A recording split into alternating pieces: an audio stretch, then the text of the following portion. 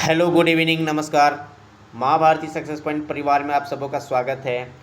Group D का question हम लोग एनालिसिस करेंगे जो 10 फरवरी 2026 को शिफ्ट 1 का ये क्वेश्चन है साइंस का, जिसमें से पहला क्वेश्चन आया हुआ है कि एक कुली है, वो 25 केजी द्रव्यमान का सामान जमीन से 2.0 मीटर की ऊंचाई तक उठाता है।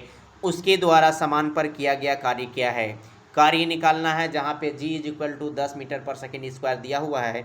हम लोग सब कोई जानते हैं कि w is equal to F S या w is equal to F S cos theta use करते हैं, लेकिन यहाँ पे क्या यूज करें जो कि हम लोग वर्क निकाल सकें। तो देखिए यहाँ पे एफ एस तो यूज नहीं होगा, क्या है कि एफ यदि यूज करते हैं तो यहाँ पे क्या बल तो दिया हुआ नहीं है, लेकिन एफ को ही हम लोग बना देते हैं एम जी। ठीक है, क्या हो जाएगा, देखिए आप लोग पूरा विस्तार से पढ़े हुए हैं कि W इज इक्वल टू हो जाएगा एम जी एस। ठीक है, यस दैट इज विस्थापन। तो देखिए यम कितना दिया हुआ है, फिर यदि पूरा निकालते हैं तो यम दिया हुआ है 25 केजी। ठीक है, 25 हो जाएगा। विस्थापन कितना कर रहा है, 2 मीटर कर रहा है, और जी कितना है, 10 यूज करना है। तो टोटल यूज करेंगे तो कितना आ जाएगा, 25 इंटू 2 मतलब 25 इंटू 2 इंटू 10। ठीक है, 2 इंटू 10 कितना हो जाएगा, 25 दूनी 50 और 1 0 500 जूल। ठीक है, तो इस प्रश्न का सही आंसर क्या हो जाएगा, ऑप्शन बी हो जाएगा। ऑप्शन बी हो जाएगा 500 जूल। ठीक है, नेक्स्ट क्वेश्चन है कि एक तार जिसकी लंबाई है यल, ठीक है, जिसकी लंबाई बोला गया है यल है, अनुप्रस्थ काट का क्षेत्रफल जो है ए है। ठीक है, अनुप्रस्थ काट का क्षेत्रफल ए है, और प्रतिरोधकता जो है, प्रतिरोधकता पी है। ठीक है, और प्रतिरोधकता पी है और प्रतिरोध आर है। यदि इस तार के अनुप्रस्थ काट के क्षेत्रफल को 3 गुना कर दिया जाए, अनुप्रस्थ क्षेत्रफल के मतलब अनुप्रस्थ काट के क्षेत्रफल को 3 गुना कर रहा है, अर्थात ए को 3 गुना कर रहा है। ठीक है, तो नया प्रतिरोध क्या हो जाएगा, तो हम लोग जानते हैं कि प्रतिरोध इज इक्वल टू आर बराबर होता है, क्या होता है कि P इंटू यल बटा ए। ठीक है, P इंटू यल बटा A, R is equal to P into L बटा ए होता है। ठीक है, ए होता है। यहाँ पे बोला जा रहा है कि जो है वो ए को 3 गुना कर दिया जा रहा है, अर्थात अनुप्रस्थ काट के क्षेत्रफल को 3 गुना कर दिया जा रहा है। तो R dash is equal to हम लोग लिख सकते हैं P इंटू एल बटा 3। ठीक है, 3 लिखेंगे, यही अकॉर्डिंग टू क्वेश्चन यही है। अब हम लोग क्या करते हैं कि आर डैश इज पूछा है आगे क्वेश्चन कि इसका नया प्रतिरोध क्या होगा, अर्थात आर डैश क्या होगा इस फॉर्म में। तो क्या होगा, R dash is equal to हम यदि यहाँ कर लेते हैं 1/3 बाहर निकाल देते हैं, इंटू करते हैं तो P इंटू यल बटा ए ही तो आ रहा है। ठीक है, P इंटू यल बटा ए, P इंटू यल बटा ए का वैल्यू यदि हम लोग R पुट कर देते हैं तो यहाँ पे देखिए R/3 आ रहा है कि नहीं, R/3 आ रहा है कि नहीं आ रहा है। तो इस प्रकार यदि R/3 आ रहा है तो इस प्रश्न का सही आंसर क्या होगा, ऑप्शन डी हो जाएगा, R/3। ठीक है, नेक्स्ट क्वेश्चन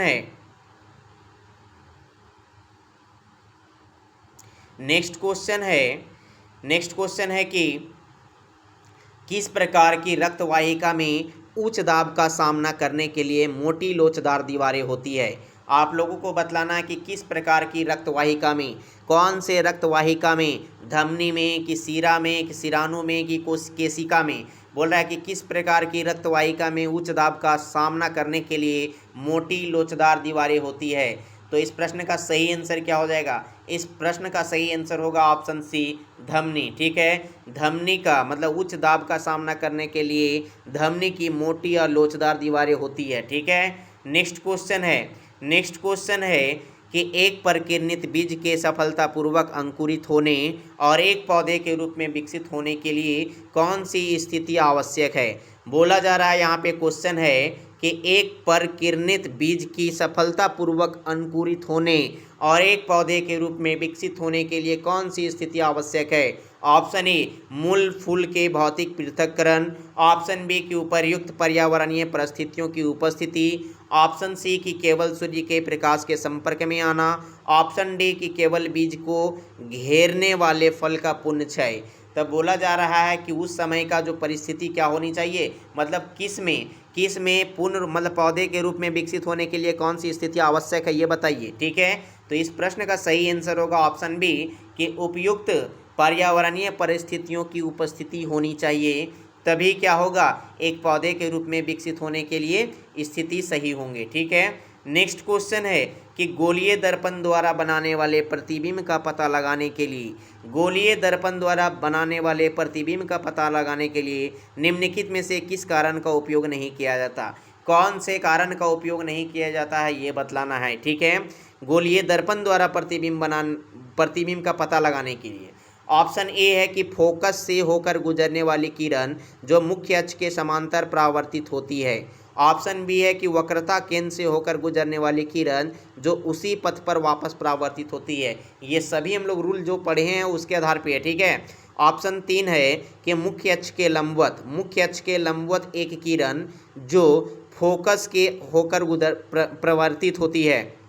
ऑप्शन डी है, ऑप्शन 4 है कि मुख्य अक्ष के समांतर एक विकिरण जो फोकस से होकर परावर्तित होती है। तो हम लोग जो थ्योरी पढ़े हैं उसके अंतर देखते होंगे कि फोकस से होकर गुजरने वाली किरण जो मुख्य अक्ष के समांतर परावर्तित होती है। मुख्य अक्ष के समांतर हमेशा होता है, मुख्य अक्ष के लंबवत कभी कोई किरण को देखे हैं नहीं ना। तो इसका सही आंसर क्या हो जाएगा? ऑप्शन सी हो जाएगा कि मुख्य अक्ष के लंबवत एक किरण जो फोकस से होकर परावर्तित होती है। यही कथन क्या है? यही कथन गलत है। ठीक है, यही कथन क्या है? यही कथन जो है कि गलत है, अर्थात इसका उपयोग नहीं किया जाता है। नेक्स्ट क्वेश्चन है कि ओजोन के निर्माण के लिए निम्नलिखित में से कौन सा अणु उच्च ऊर्जा पराबैंगनी द्वारा विखंडित होता है? तो ओजोन का निर्माण करना है तो आप ओजोन का फार्मूला जानते हो 3, वहीं से देख रहे हैं कि वहीं से आपको आंसर आ जा रहा है कि ओजोन के निर्माण के लिए निम्नलिखित में से कौन सा अणु है जो उच्च ऊर्जा पराबैंगनी द्वारा विखंडित होता है? तो कौन सा? ऑक्सीजन ही। तो इस प्रश्न का सही आंसर क्या हो जाएगा? ऑप्शन डी हो जाएगा, ऑक्सीजन। नेक्स्ट क्वेश्चन है कि एक समान वेग से गतिमान पिंड के लिए त्वरण क्या होगा? एक समान वेग से गतिमान पिंड के लिए त्वरण क्या होगा? त्वरण क्या होता है? त्वरण को डिफिनेशन कैसे होता है सो पता ही फटे। वेग में परिवर्तन की दर को त्वरण कहते हैं। तो बोल रहा है एक समान वेग, जब एक समान वेग रहेगा तो वहां तो त्वरण लगेगा नहीं, अर्थात वहां त्वरण क्या होगा? शून्य होगा। क्या होगा? ऑप्शन बी हो जाएगा, शून्य होगा। ठीक है, नेक्स्ट क्वेश्चन है जी कि सार्वभौमिक गुरुत्वाकर्षण स्थिरांक जी का एसआई यूनिट बताना है। ठीक है, कैपिटल जी का एसआई यूनिट क्या होता है? तो न्यूटन मीटर स्क्वायर पर केजी स्क्वायर होता है। ठीक है, न्यूटन मीटर स्क्वायर पर केजी स्क्वायर होता है। ठीक है, नेक्स्ट क्वेश्चन है कि सोडियम क्लोराइड के क्रिस्टल में, किसमें? सोडियम क्लोराइड के क्रिस्टल में सोडियम और क्लोराइड आयन 1:1 में है। मतलब NaCl के क्रिस्टल में सोडियम और क्लोराइड का जो आयन है 1:1 में, अर्थात 1:1 में है। सोडियम क्लोराइड के सूत्र इकाई द्रव्यमान की गणना के लिए आप किस प्रक्रिया का उपयोग करेंगे? आप देखिए कि सबसे पहले सोडियम क्लोराइड जो है NaCl फार्मूला होता है। ठीक है, कोई दिक्कत नहीं है। NaCl को वैसे भी मतलब कि यदि हम उसका आयनिक अनुपात निकालते तो 1:1 ही है। अब यहाँ पे बोला जा रहा है कि सोडियम क्लोराइड के सूत्र इकाई द्रव्यमान की गणना के लिए जो हम लोग सूत्र इकाई द्रव्यमान निकालते हैं अर्थात उसका द्रव्यमान संख्या को जोड़ देते हैं, उसके लिए उसका किसका उपयोग करेंगे वही क्वेश्चन पूछा जा रहा है। ठीक है, और देखिए सिर्फ क्वेश्चन का पैटर्न क्या होता है। तो इसमें से पहला ऑप्शन है कि सोडियम के परमाणु द्रव्यमान और क्लोरीन के परमाणु द्रव्यमान को जोड़े। ऑप्शन बी है कि सोडियम के परमाणु द्रव्यमान को क्लोरीन के परमाणु द्रव्यमान से विभाजित करें। ऑप्शन सी है कि सोडियम के परमाणु द्रव्यमान में से क्लोरीन के परमाणु द्रव्यमान को घटाए। ऑप्शन डी है कि सोडियम के परमाणु द्रव्यमान और क्लोरीन के परमाणु द्रव्यमान को गुना करें। तो क्या होता है, हम लोग जब किसी भी चीज़ का क्या करते हैं, द्रव्यमान इकाई निकालते हैं, तो क्या होता है उसका मतलब उसका उन लोग दोनों का क्या होता है, मतलब NaCl जो है वो NaCl का क्या करेंगे, उसका क्या करेंगे, तो सोडियम का परमाणु द्रव्यमान और क्लोरीन का परमाणु द्रव्यमान को जोड़ेंगे तो हमारा क्या निकल जाएगा, उसका द्रव्यमान इकाई निकाल जाएगा NaCl का, सोडियम क्लोराइड का। ठीक है, तो इस प्रकार इस प्रश्न का सही आंसर ऑप्शन ए होगा। ठीक है, ऑप्शन ए होगा। नेक्स्ट क्वेश्चन है कि जब चलती हुई कार पर ब्रेक लगाए जाते हैं, तो कार धीमी हो जाती है लेकिन अंदर बैठे यात्री आगे की ओर झुक जाते हैं। सही बात है, आप लोग भी जब जा रहे होंगे कार में और जब ब्रेक लगती होगी तो आप आगे की ओर झुकते होंगे, और जब गाड़ी स्टार्ट होती होगी, जब गाड़ी प्रारंभ होती होगी, स्टार्ट होती होगी, शुरुआत होती होगी, उस समय आप पीछे की ओर आपको झटका लगता होगा, आपको झटका जो है पीछे की ओर महसूस होता हुआ। होता होगा। ऐसा इसलिए होता है क्योंकि, तो यहाँ पर एक ही, यहाँ पे क्या है, यहाँ पे एक ही कंडीशन दिया हुआ है कि जब गाड़ी मतलब जब चलती हुई कार पर ब्रेक लगाए जाते हैं तो आप जो हैं कार धीमी हो जाती है और आप अंदर बैठे यात्री आगे की ओर झुक जाते हैं। तो ऐसा क्यों हो रहा है कि कार के अंदर, ऑप्शन ए है कि कार के अंदर की हवा यात्रियों को आगे धकेलती है, ऑप्शन बी है यात्रियों में जड़त्व होता है और वे अपनी गति की अवस्था को बनाए रखते हैं, ऑप्शन सी है कि यात्रियों को गुरुत्वाकर्षण द्वारा आगे खींचा जाता है, ऑप्शन डी है कि ब्रेक यात्रियों पर आगे की ओर बल लगाते हैं। ठीक है, तो इस प्रश्न का सही आंसर क्या हो जाएगा? इस प्रश्न का सही आंसर बिल्कुल दीजिए। तो इस प्रश्न का सही आंसर क्या होना चाहिए? सबसे पहले कि जब ब्रेक लगने के बाद जो यात्री हैं वो आगे की ओर, उनको झटका महसूस होगा, आगे की ओर झुकेंगे, और जब गाड़ी प्रारंभ होगी या स्टार्ट होगी उस समय आदमी जो है पीछे की ओर होंगे। ये कौन सा रूल है? तो ये गति का प्रथम नियम है, और जो क्या है, जड़त्व का नियम भी कहलाता है। गति का प्रथम नियम ही जड़त्व का प्रथम नियम कहलाता है। और वहाँ पे कंडीशन क्या होता है कि यात्रियों में जड़त्व होती है और वे अपनी गति की अवस्था को बनाए रखते हैं, अपनी गति की अवस्था को बनाए रखते हैं, अर्थात क्या रहते हैं कि मतलब गाड़ी चल रही है लेकिन उसका जो शरीर होता है क्या होता है, स्थिर होता है, जिसके कारण जब रुकती है तो क्या होता है, ये आगे की ओर इनको झटका महसूस होता है, आगे की ओर क्या कहते हैं, झुकते हैं। तो इस प्रकार इस प्रश्न का सही आंसर क्या होगा? ऑप्शन बी होगा, 2 नंबर आंसर सही होगा।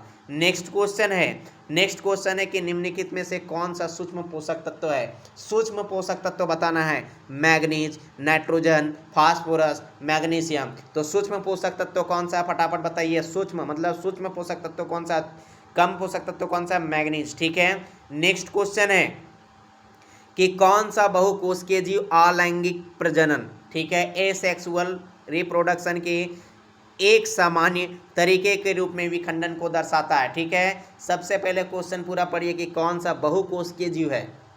ठीक है, बहुकोशिकीय जीव है जो अलैंगिक प्रजनन के एक सामान्य तरीके के रूप में विखंडन को दर्शाता है। Option A spirogyra, option B bryophyllum, option C चमेली, ऑप्शन डी संतरा।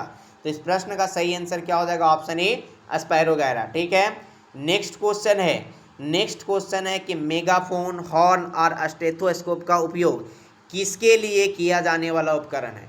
इनमें से किसके लिए किए जाने वाला उपकरण है? ऑप्शन ए ध्वनि को अवरुद्ध करने के लिए, ऑप्शन बी ध्वनि उत्पन्न करना, संचारित करना और प्रवर्धित करने के लिए, ऑप्शन सी पिच बदलने के लिए, ऑप्शन डी ध्वनि के आयाम को नियंत्रित करने के लिए। तो मेगाफोन, हॉर्न और स्टेथोस्कोप का उपयोग क्यों किया जाता है?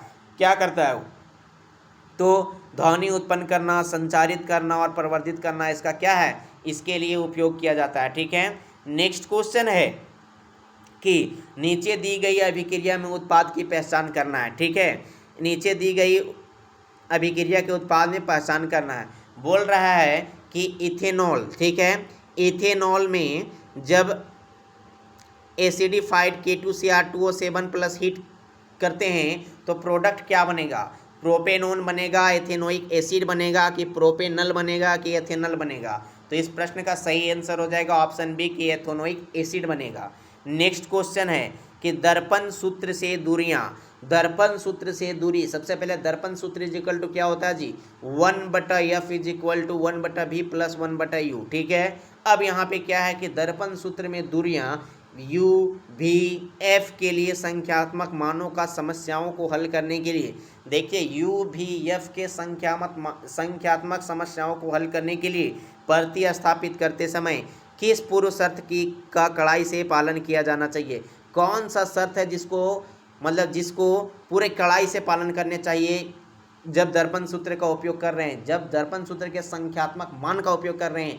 जैसे कि मान लिया जाए कोई संख्यात्मक मान है, जैसे 15, 10, 5 दिया हुआ रहता है ना क्वेश्चन में, उस प्रकार से। तो इसका कौन सा शर्त है जिसको कड़ाई से पालन करना चाहिए? ऑप्शन ए है कि सभी माप वक्रता केंद्र से लिए जाने चाहिए, ऐसा तो नहीं है। ऑप्शन बी कि नवीन करतीय चिन्ह परिपाटी का उपयोग किया जाना चाहिए। ऑप्शन सी है कि फोकस दूरी f को हमेशा धनात्मक लिया जाना चाहिए। ऑप्शन डी है कि सभी मानों को मीटर में परिवर्तित किया जाना चाहिए। तो इस प्रश्न का सही आंसर है कि यदि आप चिन्ह परिपाटी को उपयोग करते हैं, तो क्या है, आपका आंसर सही आएगा। इस प्रकार हम लोग इस प्रश्न का सही आंसर ऑप्शन बी मारेंगे कि नवीन कार्तीय चिन्ह परिपाटी का उपयोग किया जाना चाहिए। नेक्स्ट क्वेश्चन है कि निम्नलिखित में से कौन सा भार का एसआई मात्रक है। भार का एसआई यूनिट पूछा है, डायरेक्ट बताइए कि कौन सा हो जाएगा। तो इसका सही आंसर क्या हो जाएगा, ऑप्शन बी हो जाएगा, न्यूटन। नेक्स्ट क्वेश्चन है कि धातु को निकालने के बाद, जब कोई धातु निकालने के बाद उसे परिष्कृत करने का मुख्य उद्देश्य क्या होता है। धातु कोई भी निकल गया उसके बाद उसको परिष्कृत किया जाता है, उसका मेन उद्देश्य क्या है। ऑप्शन ए कि निकली हुई धातु से अशुद्धियों को दूर किया जाना। ऑप्शन बी है कि धातु को मिश्र धातु में बदलना। ऑप्शन सी है कि धातु की अभिक्रियाशीलता को कम करना। ऑप्शन डी है कि धातु के गलनांक को बढ़ाना। तो इस प्रश्न का सही आंसर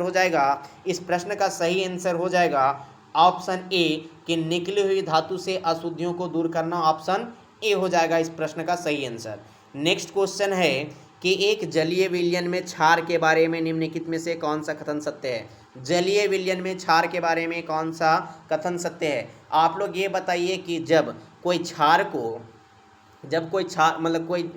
को जल में जब डालते हैं, जब क्षार को जल के साथ अभिक्रिया कराते हैं तो क्या उत्पन्न होता है कि जल में अभिक्रिया कराते हैं तो H- आयन उत्पन्न करता है, ये जानते हैं आप लोग। और जब अम्ल के साथ करते हैं तो H+ आयन उत्पन्न करता है। और यहाँ पे ऑप्शन पहले देख लीजिए कि क्या इसका सही आंसर होना चाहिए। पहला कर रहा है कि वे हाइड्रोजन गैस उत्पन्न करने के लिए धातुओं के साथ अभिक्रिया करते हैं, ऐसा नहीं है। ऑप्शन बी कि वे नीले लिटमस को लाल कर देते हैं, नहीं। क्षार क्या करता है, क्षार का प्रक्रिया क्या है, लाल लिटमस पत्र को नीला कर देना। ऑप्शन सी है कि वे जल में OH- आयन उत्पन्न करते हैं, ये सही है। ऑप्शन डी कि उनका स्वाद खट्टा होता है, नहीं, अम्ल का स्वाद खट्टा होता है। तो इस प्रकार इस प्रश्न का सही आंसर ऑप्शन सी होगा कि वे जल में OH- आयन उत्पन्न करते हैं। नेक्स्ट क्वेश्चन है कि स्थिर प्रतिरोध वाले एक प्रतिरोधक के लिए उत्पन्न ऊष्मा का परिमाण निम्नलिखित में से किसके सीधा आनुपातिक होता है। देखिए, स्थिर प्रतिरोध वाले प्रतिरोधक के लिए उत्पन्न ऊष्मा का परिमाण निम्नलिखित में से किसके सीधे आनुपातिक होता है। ऑप्शन ए प्रतिरोधक से प्रवाहित धारा का वर्ग। ऑप्शन बी सामग्री का घनत्व। ऑप्शन सी प्रतिरोधक से प्रवाहित धारा। ऑप्शन डी प्रतिरोधक की लंबाई। तो इस प्रश्न का सही आंसर क्या हो जाएगा, फटाफट इस प्रश्न का सही आंसर दीजिए। इस प्रश्न का सही आंसर क्या हो जाएगा, फटाफट इस प्रश्न का सही आंसर दीजिए, क्या हो जाएगा इस प्रश्न का सही आंसर, फटाफट कमेंट कीजिए। तो इस प्रश्न का सही आंसर होगा ऑप्शन सी प्रतिरोधक से प्रवाहित धारा, ठीक है। ऑप्शन सी हो जाएगा इस प्रश्न का सही आंसर। नेक्स्ट क्वेश्चन है कि प्रोटॉन के बारे में निम्नलिखित में से कौन सा कथन सही है।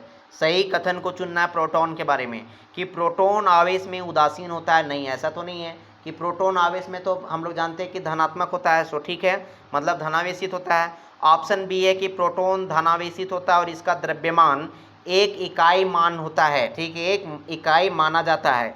ऑप्शन सी है कि प्रोटॉन ऋणावेशित होता है, ये तो ऐसी गलत है। ऑप्शन डी है कि प्रोटॉन धनावेशित होता है और इसका द्रव्यमान हाइड्रोजन परमाणु के 1/2000वां भाग होता है, तो ये नहीं होता है। इस प्रश्न का सही आंसर क्या हो जाएगा, हम लोग जानते हैं कि प्रोटॉन धनावेशित होता है और इसका जो द्रव्यमान होता है वो इकाई माना जाता है, ठीक है, द्रव्यमान एक इकाई माना जाता है, ठीक है। नेक्स्ट क्वेश्चन है कि लैंगिक रूप से प्रजनन करने वाले, सेक्सुअल रिप्रोडक्शन करने वाले जानवरों में दो अलग अलग व्यक्तियों से डीएनए को मिलाने का क्या फ़ायदा होता है। यदि दो अलग अलग व्यक्ति के डीएनए मिलाया जाता है तो उसमें क्या फ़ायदा होगा। यह विशिष्ट प्रजनन अंगों की आवश्यकता को कम कर देता है, यह डीएनए प्रतिकृति में त्रुटियों को समाप्त कर देता है, यह आबादी के भीतर आनुवंशिक भिन्नता को बढ़ाता है। ऑप्शन डी है कि यह प्रजनन प्रक्रिया को तेज कर देता है। तो इस प्रश्न का सही आंसर क्या होगा, ऑप्शन सी हो जाएगा कि यह आबादी के भीतर आनुवंशिक भिन्नता को बढ़ाएगा, ठीक है। नेक्स्ट क्वेश्चन है कि पौधे